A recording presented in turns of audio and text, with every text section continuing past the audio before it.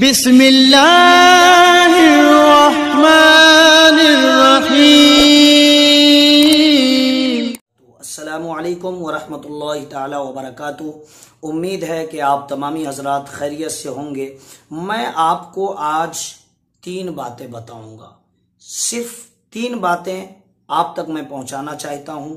अगर आप रोजाना मसला मसाइल सुनना चाहते हैं, सीखना चाहते हैं, अमल करना चाहते हैं, अलग अलग उन्वान, टॉपिक, हेडिंग पर आपको मसाइल, दीनी, शरई, इस्लामी, मजहबी बातें आप तक पहुंचेंगी। आप इस चैनल को सब्सक्राइब कर लीजिए। हाँ, तो हम बात ये करने वाले हैं आपके सामने 3 बातें। उसमें पहली बात है ईमान, और दूसरी बात है लिबास, और तीसरी बात है जिस्म, बॉडी, बदन।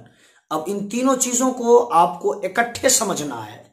यानी इन 3 चीजों को इकट्ठे समझने के लिए आपको पूरा डिटेल सुनना पड़ेगा, और मुझे ईमान को समझाने के लिए इसका पूरा मजमुआ बनाना पड़ा है। आसान लबो लहजे में और लफ्जों में आप सुनने की कोशिश करें इत्मीनान के साथ।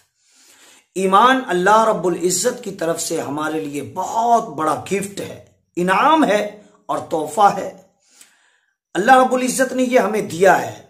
अब हम में से बाज लोग ये समझते हैं कि हमने बस कलमा पढ़ लिया, हम ईमान वाले हैं, ईमान की दौलत हमारे पास है।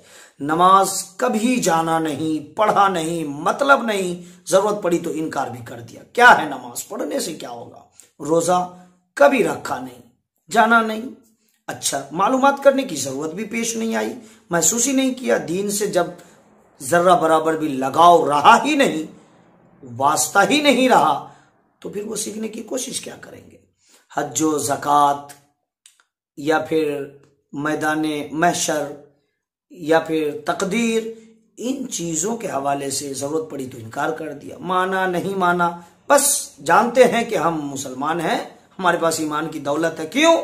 इसलिए कि वो जुमा जाते हैं और इमाम साहब के पीछे खड़े होकर उठक बैठक करके घर लौट जाते हैं, और खाने पीने के लिए उन्हें गोश्त, पुलाव, बिरयानी और मुर्ग मुसल्लम उन्हें मिल जाता है। बस वो जानते हैं हम ईमान वाले हैं। सुने,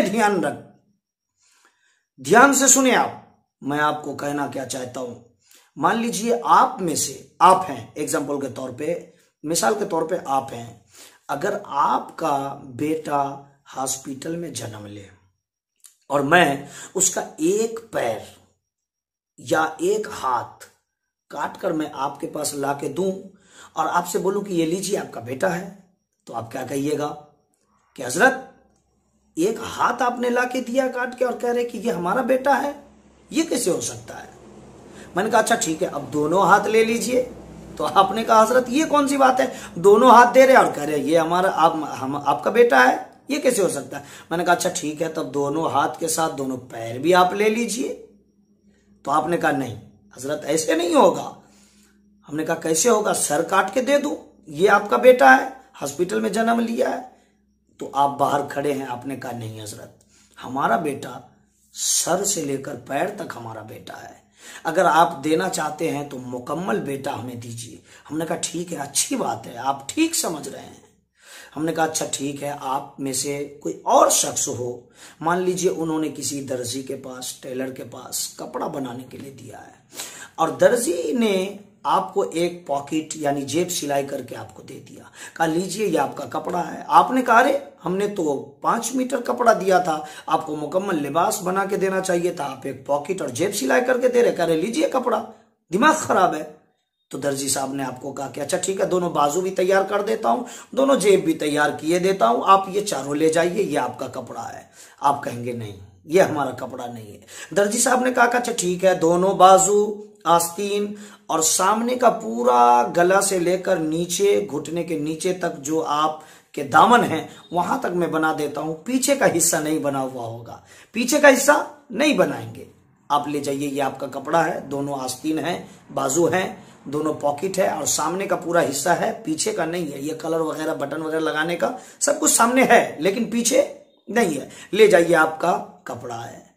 आप कहेंगे नहीं, जब ये मुकम्मल हो, दोनों बाजू, दोनों तरफ लिबास पीछे भी ढका हो, आगे भी ढका हो, सिलाई मुकम्मल फिनिशिंग हो, तब वो लिबास है, वो कुर्ता है। हमने कहा आपने ठीक समझा है, एक हाथ देने से वो आपका बेटा नहीं है, सर काट कर देने से वो आपका बच्चा नहीं है, एक बाजू सिलाई करके देने से आपका कपड़ा नहीं है। ठीक ऐसे ही ईमान की दौलत भी है। सिर्फ कलमा पढ़ लें, नमाज का इनकार कर दें, ये ईमान नहीं है। सिर्फ नमाज पढ़ लें, कलमे का इनकार कर दें, ये ईमान नहीं है।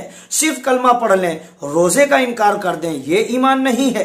सिर्फ कलमा पढ़ लें, मुहम्मदुर रसूलुल्लाह सल्लल्लाहु तआला अलैहि वसल्लम का इनकार कर दें, ये ईमान नहीं है। सिर्फ कलमा पढ़ लें, हज का इनकार कर दें, कब्र का इनकार कर दें, मैदान महशर का इनकार कर दें, अंबिया इकराम का इनकार कर दें, औलिया इज़ाम का इनकार कर दें, मौत का इनकार कर दें, तकदीर का इनकार कर दें, किताबों का इनकार कर दें जो आसमानी हैं, मलाइका यानी फरिश्तों का इनकार कर दें, तो ये ईमान नहीं है। जैसे लिबास के लिए दोनों पॉकेट, दोनों बाजू, आस्तीन और दोनों साइड से घुटने तक लटके हुए दामन, ये मुकम्मल कुर्ता है, लिबास है। और जैसे औलाद में, आपके बेटे में, बच्चे में सर से पैर तक आपका बेटा है, वैसे ही अल्लाह को एक मानना, हर मुमकिन शय पर कादिर मानना और रसूल को मानना, नबियों को मानना, आसमानी किताबों और सहाइफ पर अपना ईमान रखना,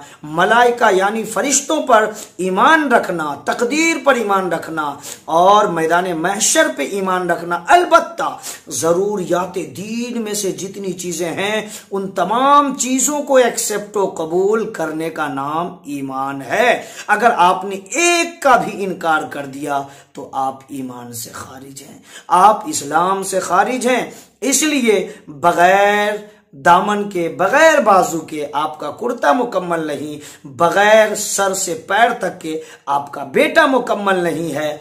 तो ठीक वैसे ही बगैर नमाज, रोजा, हज, ज़कात, कलमा, दुआ, दुरूद और मैदान महशर, मौत, आखिरत, कब्र, किताबें, आसमानी, फरिश्ते, इन तमाम चीजों को जब तक आप एक्सेप्ट और कबूल न करेंगे, आपका ईमान मुकम्मल नहीं होगा, आप ईमान वाले होंगे ही नहीं।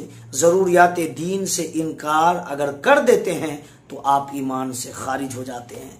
इसलिए ये ईमान कितना खूबसूरत तोहफा है, ईमान कितनी कीमती चीज है कि ईमान कितना इम्पोर्टेंट अल्लाह रब्बुल इज्जत ने बना के हमें दिया है कि अगर ये ना हो तो फिर हम इंसान हो के भी इंसान नहीं है।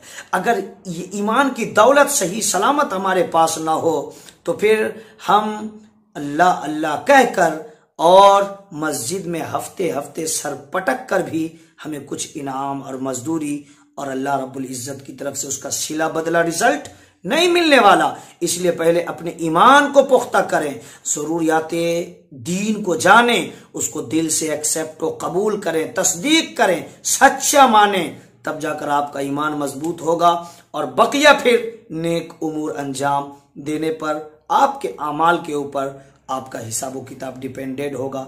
अस्सलामु अलैकुम व रहमतुल्लाहि ताला